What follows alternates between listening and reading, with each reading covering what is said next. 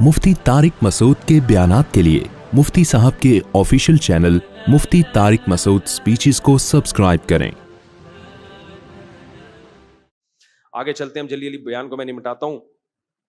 तो बहुत ज़्यादा अहम बातें करनी थी। वो 4 साल के बाद जब वो निकल के आए ना, तो निकल के इतनी टेंशन में उन्होंने टाइम गुजारा। कहते हैं मैंने अंगड़ाई ली, मैंने बोला अब 4 शादियों से किसी का बाप भी मुझे, क्योंकि क्या कर लेगा, जेल भेज देगा ना।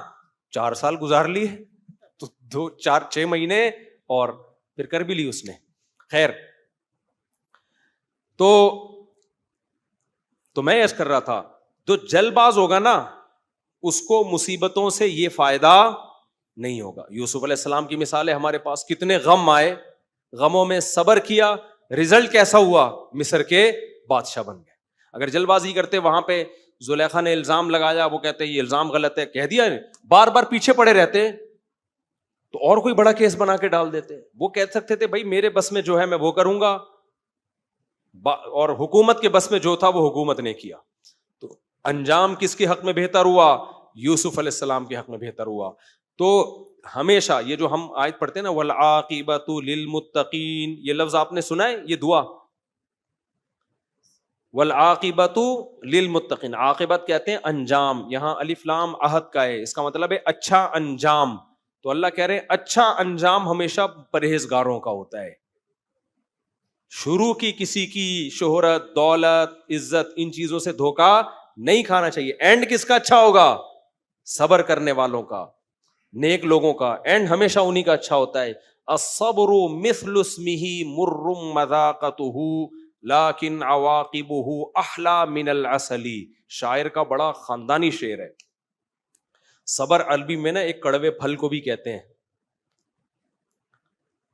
कड़वा फल है उसको भी सबर कहते हैं। तो शायर ने कहा अस्सब्रु मिस्लु इस्मिही, सबर जैसे कि उसका नाम बता रहा है, मुर्रुन मज़ाक़तुहु, उसका जायका इंतहाई कड़वा, लाकिन अवाक़िबुहु, लेकिन इसका अंजाम जो है अहला मिनल असली, शहद से भी ज्यादा मीठा अंजाम होता है इसका। तो एक चीज की आदत डाल लो बर्दाश्त करने की। मैं मानता हूं मेरे अंदर भी इतनी नहीं है जितना मैं बयान कर रहा हूं, लेकिन यह सिफत बहुत अच्छी है जिसके अंदर बर्दाश्त आ गई ना, कि एकदम हाइपर नहीं हो जाता, एकदम गुस्सा नहीं हो जाता, फौरन किसी के बारे में तबसरा नहीं करता, ना अच्छा कहता है ना बुरा कहता है। तो ये शख्स कामयाब है दुनिया में भी और आखिरत में भी। और हदीस में इसकी इतनी ताकीद है। नबी सल्लल्लाहु अलैहि वसल्लम की खिदमत में एक शख्स आया, या रसूल अल्लाह मुझे नसीहत कीजिए। आपने फरमाया ला तग़ज़ब, गुस्सा मत करो। वो दोबारा आया, या रसूल अल्लाह मुझे नसीहत कीजिए। फरमाया ला तग़ज़ब, गुस्सा मत करो। फिर आया, या रसूल अल्लाह नसीहत की। फिर आए वो, या रसूल अल्लाह नसीहत कीजिए। फिर फरमाया ला तग़ज़ब। एक ही नसीहत, गुस्सा नहीं, गुस्सा नहीं। क्यों? नबी सल्लल्लाहु अलैहि वसल्लम को मालूम था कि इनकी सारी खूबियों पे जो इनका गुस्सा है ना, वो इनकी सारी खूबियों को बर्बाद कर देगा। गुस्से में ये ऐसे काम करेंगे। आपने क्या किया? किसी पर एहसान किया, सारी जिंदगी खिदमत करते रहे, बाप की खिदमत की। किसी दिन गुस्से में अल्लाह ने करे बाप को थप्पड़ लगा दिया, तो बाप क्या कहेगा? वो सारी जिंदगी खिदमतों को आपने क्या कर दिया? बोलो, बर्बाद। दुनिया में किसी को मुंह दिखाने के काबिल रहोगे? लोग कहेंगे ये वो है जिसने अपने बाप को थप्पड़ मारा था। लोग कर लेते हैं ये हमाकतें। आपने बीवी की सारी जिंदगी कड़वी कसीली बर्दाश्त की, बहुत अच्छा इमेज आपका बन गया, सब कुछ। जरा सी बात पे, कोई बात थी नहीं, एक दिन गुस्से में आके धड़ धड़ धड़ तलाकें निकाल दी। फिर बता सकोगे मैंने इतना अच्छा हूं, मैं अपनी वाइफ के साथ इतना जबरदस्त सलूक। लोग कहेंगे और मेरी वाइफ भी बहुत अच्छी। लोग कहेंगे तो फिर तलाकें क्यों दी? यार वो कोई बात थी नहीं, गुस्से में क्या हो गया था, मीटर घूम गया था। लोग कहेंगे भाई घर तो बर्बाद कर दिया ना, तो अब क्या किससे सुना रहे बैठ के, यहां घुमा के लाया, ये खिलाया, वो खिलाया, खत्म। समझ में नहीं आ रही मेरा ख्याल है बात? तो गुस्सा क्या करता है, ऐसे जराइम करवा लेता है। जल्दबाजी में ऐसे जराइम करवा लेता है कि आपकी सारी जिंदगी की नेकियां चंद सेकंड में बर्बाद। यहां मैं एक और बात आपको बताऊं, पहले मैं वो खातून का बता दूं ना, कैरेक्टरलेस मियां मार्केट में बहुत आ रहे हैं। कैरेक्टरलेस मियां, کیونکہ آج کل بے حیائی بہت ہے، تو اس سے تعلق. ایسی خواتین کو میں کہتا ہوں بھائی پہلے شوہر کو کیسے سمجھاؤ محبت سے، پھر اگر بدماشی ہو سکتی تو بدماشی کرو. پھر وہ کہتی ہیں بدماشی زیادہ کی تو چھوڑ دے گا، تو میں کہتا ہوں لے لو طلاق، کہیں اور شادی کرو، کہیں اور رشتہ نہیں آئے گا. آج کل طلاق یافتہ عورت کا رشتہ بولو بہت مشکل، بچے لے کے کہاں دھکے کھاؤں گی. اور پھر چلو جاب واب کر کے اگر معاشی لحاظ سے کچھ کما بھی لیا تو ساری دنیا کو پتا چلے گا شوہر لیس خاتون ہے، وہ بری نظریں ڈالتی ہیں. کل جو آپ کا میاں کیریکٹر لیس ہے، خطرہ ہے کہ عورت بھی کیریکٹر لیس نہ بن جائے. کیا خیال ہے؟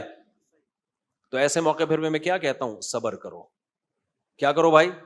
اس کو کرنے دو، اس گند میں جہاں منہ مار رہا ہے مارنے دو. اب ہو سکتا ہے کوئی ظاہر پرست بولے مفتی صاحب کس قسم کے مشورے دے رہے ہیں. بھائی ہم مشورے یہ دے رہے ہیں کہ دنیا میں اصول یہ ہے کہ بڑی مصیبت سے بچنے کے لیے ہمیشہ چھوٹی مصیبت کو اختیار کیا جائے. پھر میں کہتا ہوں آپ کے ساتھ ایٹیٹیوڈ ٹھیک ہے، آپ کے حقوق ادا کر رہا ہے، جو گند میں منہ مار رہا ہے مارنے دو، اللہ خود ہی انتقام لے گا اس سے. سمجھتے ہو کہ نہیں سمجھتے؟ وجہ اس کی ہے کہ بھائی اب آپ کے پاس نہ طاقت ہے ٹھیک کرنے کی، نہ محبت سے ٹھیک ہو رہا ہے، اور آپ اس سے علیحدگی بھی نہیں لے سکتی کیونکہ لیے تو اس کے سائڈ افیکٹ زیادہ ہیں. تو چھوڑ دو بس اپنے حال. پھر بار بار ٹینشن یہ کر رہا ہے میرا میاں، یہ کر رہا ہے، اس سے کچھ بھی حاصل ہونے والا نہیں ہے. چھوڑ دو اس خبیث کو اپنے حال پہ. پھر میں ان سے کہتا ہوں تھوڑا سا بڈھا ہونے دو، اس کو بڈھا ہونے دو. پھر دیکھو یہ جن کے پیچھے بھاگ رہے ہیں نا، کوئی بھی اس کو لکھ، اور ایسے ہوئے ہیں واقعات. 15 سال پہلے کسی خاتون نے مشورہ لیا تھا، جو اس کا میاں کیا ہو گیا، بڈھا. ٹھرک کے علاوہ کچھ بچا ہی نہیں ہے، صرف ٹھرک رہ گئی، یہ طاقت جسم میں ختم. تمیز سے گھر آ کے بیٹھ گیا. لیکن پھر وہ گھر جا کے بیٹھتا ہے نا تو گھر میں عزت پھر ہوتی نہیں ہے، کیونکہ عورت کی نظر سے عزت گر چکی ہوتی ہے. بچے ویسے ہی ابا کو ٹھرکی مان رہے ہوتے ہیں.